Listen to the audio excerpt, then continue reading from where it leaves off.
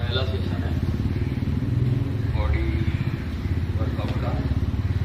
तो हम ज़्यादा कुछ नहीं करेंगे, ऐसे समझिए मैं भी 8-9 महीने बाद स्टार्ट कर रहा हूँ और आप लोग भी जो बिगिनर हैं उनके लिए ज़्यादा हेल्पफुल रहेगा।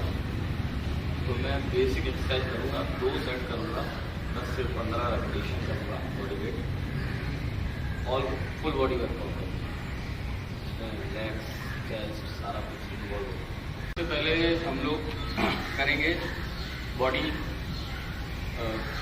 वेट ट्रेनिंग के लिए। सबसे पहले हमें ज़रूरी होता है कि हम थोड़ा 5 या 10 मिनट का वार्म अप कर लें, मीन्स की मोबिलिटी कर लें, अपने जो जॉइंट्स हैं उनको मोबाइल करें, जिससे कि हमें जब हम वर्कआउट करें बॉडी वेट या जो भी कोई भी वर्कआउट तो हमें इंजरी ना हो।